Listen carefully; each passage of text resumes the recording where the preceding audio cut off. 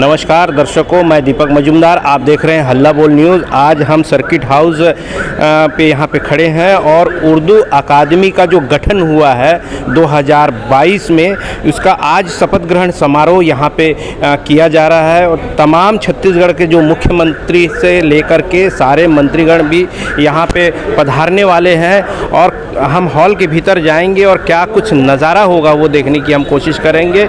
ये छत्तीसगढ़ उर्दू अकादमी जो गठन किया गया, निश्चित रूप से कहा जा रहा है कि छत्तीसगढ़ में जो उर्दू की जो विशेष करके जो उर्दू पर जो जोर दिया जा रहा है, उर्दू को आगे बढ़ाने की बात हो रही है, उस पर ये छत्तीसगढ़ में काफ़ी समय से जो है इसका गठन नहीं हुआ था और वो ये नए तरीके से जो गठन किया गया है, इस गठन में जो है अध्यक्ष, उपाध्यक्ष एवं तमाम जो बोर्ड के जो सदस्य बने हैं, तो इनका आज जो है शपथ ग्रहण समारोह यहाँ पे किया गया और इसको निश्चित रूप से उर्दू को एक नया अंदाज में यहाँ पेश करने की जो सबसे बड़ी जो कार्य किया जा रहा है और कामयाबी की बात की जा रही है। और अध्यक्ष महोदय ने जो क्या कुछ वो कहते हैं, हम जाकर के हॉल के अंदर का नज़ारा देखेंगे और किस प्रकार की क्या स्थिति परिस्थितियाँ हो रही है। आप हमारे साथ जुड़े रहिए और छत्तीसगढ़ में लंबे अरसे के बाद आखिरकार छत्तीसगढ़ उर्दू एकेडमी के सदस्यों का गठन किया गया, जिसमें इदरीश गांधी अध्यक्ष एवं डॉक्टर नजीर अहमद कुरैशी उपाध्यक्ष के साथ साथ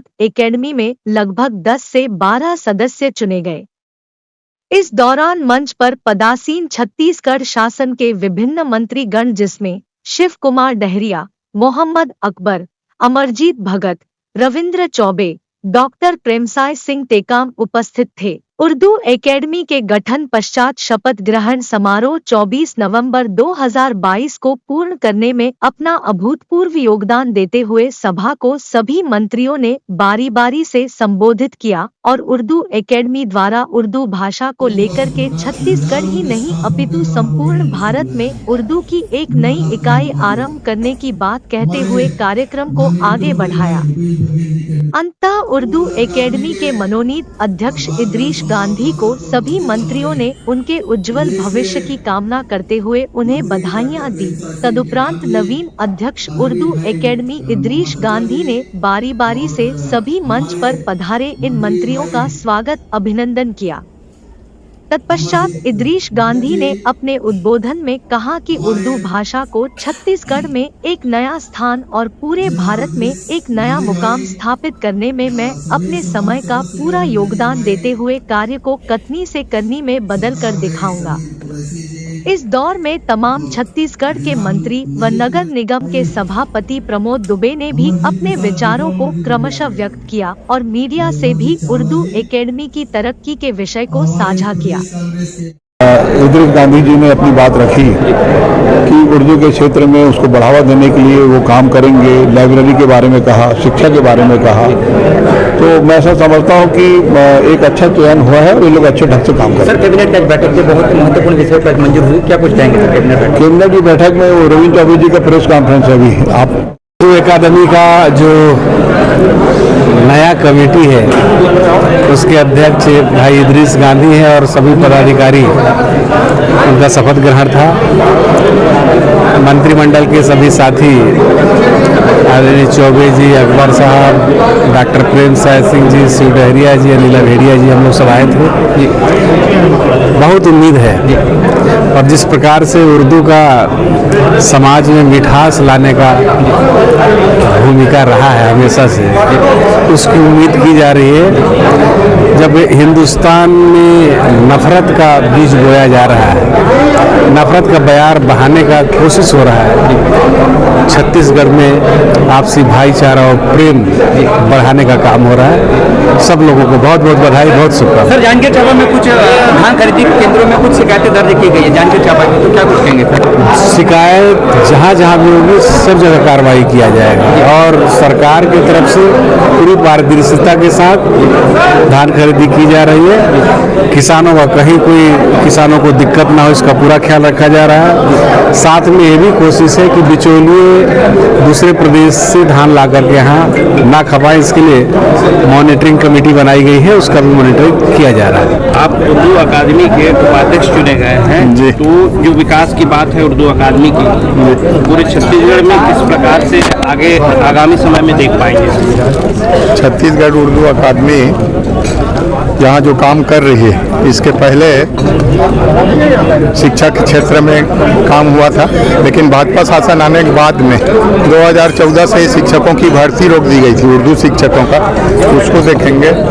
और जैसा कि अभी अध्यक्ष महोदय ने बताया कि IAS IPS का ट्रेनिंग उर्दू अकादमी के द्वारा दी जाएगी और कोशिश यही रहेगी हमारी उर्दू जो भाषा है, आज़ादी के दिनों में उर्दू का जो नारा चला है, उस नारे ने बहुत अहम रोल निभाया था हमारे देश को आज़ादी देने में।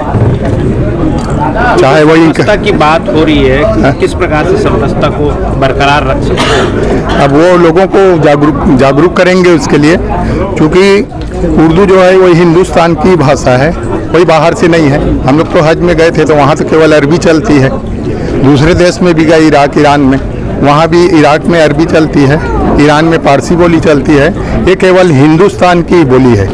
जब मुग़ल जब यहाँ आए थे तुर्क लोग, तो उनको हिंदी बोली आती नहीं थी, राज यहाँ करते थे और हिंदी वालों को उनकी भाषा समझ नहीं आती थी, तो ये दोनों को तोड़ मरोड़ के सब कुछ शब्द उसमें से लिया गया, हिंदी से, कुछ तुर्क से, कुछ अरबी से, और ये हुआ उर्दू भाषा का ईजाद।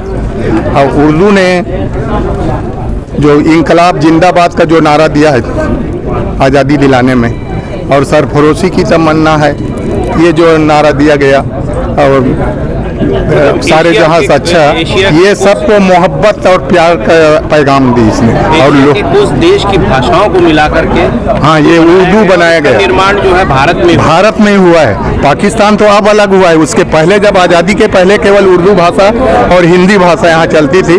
ये तो ऐसा देश है, यहाँ तो 15-20 बोलियाँ चलती भाषा है ना। उसी ढंग से उर्दू भाषा भी है, लेकिन कुछ लोग इसको सांप्रदायिकता का रंग देते हैं, वो गलत है जी। तो मैं डॉक्टर नज़ीर अहमद कुरैशी, धमदा। दर्शकों, आपने अभी सुना कि जो उर्दू अकादमी के जो उपाध्यक्ष हैं, उन्होंने ये स्पष्ट कर दिया कि उर्दू जो है भारत से ही जन्मा है। और ये अब इस श्रृंखला में हम जो है नवनिर्वाचित जो उर्दू अकादमी के अध्यक्ष हैं, उनसे भी हम मुलाकात करेंगे और जानने की कोशिश करेंगे कि उनकी जो उर्दू को लेकर के आगामी योजना क्या क्या है। को लेकर काफी समय से प्रयास हो रहा था कि इसको चहुमुखी विकास के रूप में देखा जाए, और आप जो है नवनिर्वाचित अध्यक्ष बने हैं, तो उर्दू को लेकर के जो आपने जो अभी बयान किया है कि साल 6 महीने के अंदर उर्दू की एक अपनी अलग पहचान छत्तीसगढ़ में और पूरे देश में देखने को मिलेगी, किस प्रकार से कर पाएंगे? बिल्कुल देखेंगे आप, हम लोग पहले दिन से तैयारी करेंगे कि लोगों के बीच जाएं। जो गलत फहमी है और ये षड्यंत्र रचा जा रहा है भारत पे कि उर्दू को दबाया जाए, उसको लोकप्रिय कैसे बनाया जाए, कैसे लोगों के बीच पहुंच के हम उर्दू के बारे में बताएं।